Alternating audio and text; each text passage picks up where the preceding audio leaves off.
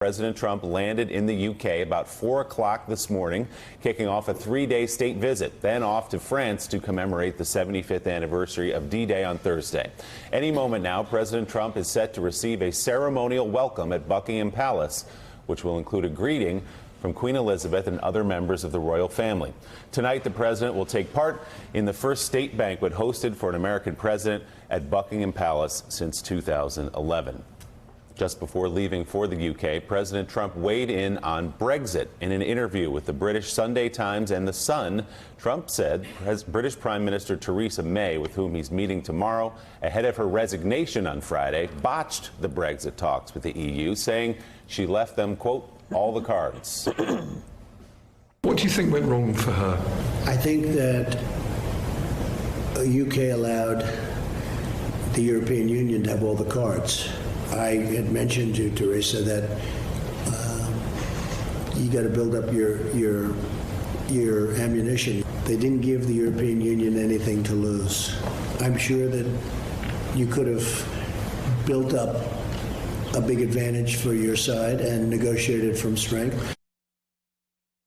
She said, Mr. President, that you suggested she sue the EU. How would that have worked, do you think? What I would do is for those mistakes made by the EU that cost the UK a lot of money and a lot of harm, I would have put that on the table, whether it's in the form of litigation or in the form of a request. Well, if I were them, I wouldn't pay $50 billion. It's a big number. They don't get what they want, I'd walk away. Yes, I would walk away. If you don't get the deal you want, if you don't get a fair deal, then you walk away. So, Richard Haas, there's so much in the air as the president arrives at Buckingham Palace in just a few minutes. Unconventional isn't quite the word for an interview given right before you land on soil where you criticize the Prime Minister, Meghan Markle, the Duchess of Suffolk, I think she is. Sussex. Yes, Duchess of Sussex. The mayor. And the mayor of London. A diplomatic trifecta. It's not what we studied when we prepared for that career. No, he's walking into this and against the backdrop where he's had a terrible relationship with the soon-to-be departed Prime Minister. He's advocated already who should succeed her. He's already said who he thinks ought to be the next ambassador to the United States, the person who's pro-Brexit. He's called the European Union a foe of the United States. So he's made it clear, and all this at a time that Britain faces what is arguably, we could argue the history, and George may disagree, maybe its greatest internal crisis since the Suez affair, that the future of the country is at stake, and this is what the president is wading into, and shall we say he hasn't calmed things down by his initial comments, and all this before he got there. I mean, now we'll see what happens. Willie, do you remember when Mitt Romney went to the UK when he was running for president? Yes, we were just discussing the quaintness of the Mitt Romney row of 2012 when he criticized London, said there are a few things that were disconcerting about their security preparations, and that was an international incident. Yeah, Boris Johnson made that an international incident. Claire McCaskill, how far we've come. How far we've come. And I had the opportunity over the weekend to visit with a lot of European leaders. And I will tell you, especially those people both from the Conservative Party and from the Labour Party, conversations where you need to look at what happened in the European Parliament elections. What happened in those elections is the traditional parties did very poorly. In the UK, the ones that did the best were the ones who had clear messages about Brexit. The one party that said we should walk away, and the other party that said we should fight to stay in. And there's really, I think, a vacuum of leadership within the Labour Party right now that is causing them to kind of equivocate. My sense is there will be another referendum. My sense is that the British people will vote to not leave the EU. And so the president doing this is really flying in the face. I'm not saying that it would be a runaway. I think it would be close.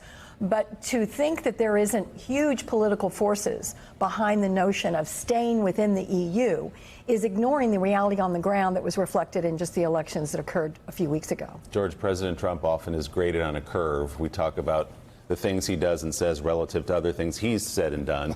But what about relative to past presidents? As you look at the scope of history, this visit by President Trump to the UK, how different it is?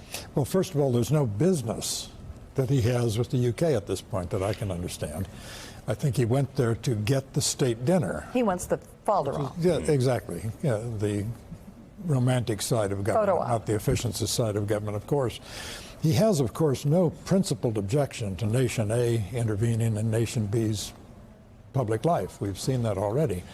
So the fact that he would go and say Boris Johnson ought to be the next prime minister is not surprising. And do you believe that, is there something strategic that the president hopes to get out of this? I mean, he's going to be dealing with a prime minister who's leaving in a matter of days. He has put his thumb on the scale a bit for Boris Johnson. Do you believe he's got any method to his madness as he heads there? I don't think he does plans. I don't think that's part of his repertoire. Whether or not they should have a second referendum, the question is, the first referendum was, I think, a big mistake. I think plebiscitary democracy doesn't work. And if they have another one, they might, just for demographic reasons, vote to stay, because the Remain vote to stay in the European Union was young. They're rising. The Leaves, the Brexit people are definitionally dying off.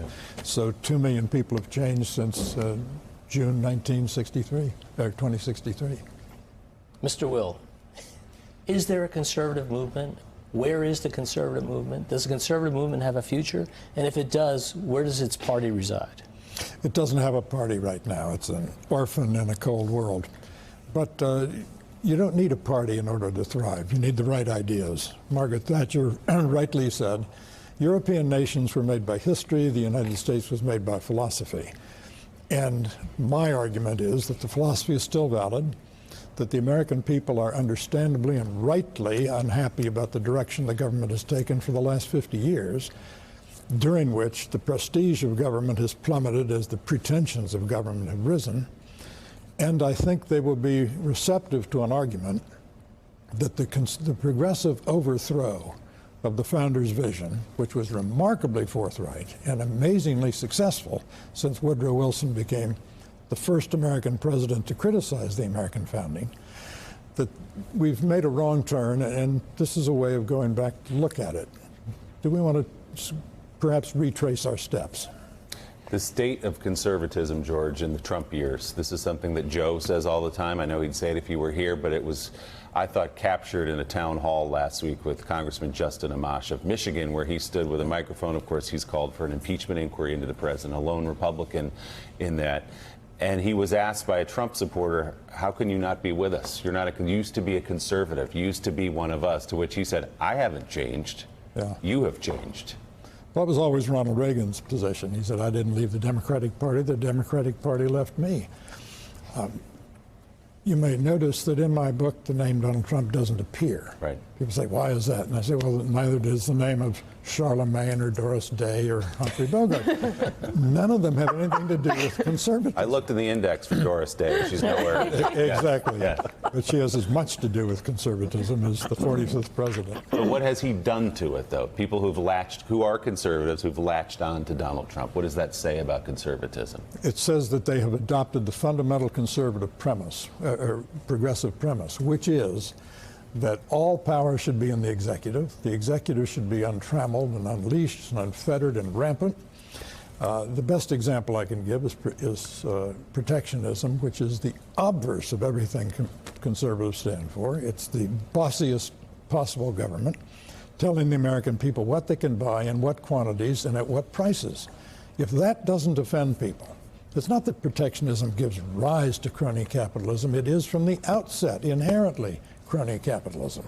We're going to dig deeper into this book, The Conservative Sensibility, in a moment. But thanks for checking out MSNBC on YouTube, and make sure you subscribe to stay up to date on the day's biggest stories. And you can click on any of the videos around us to watch more from Morning Joe and MSNBC. Thanks so much for watching.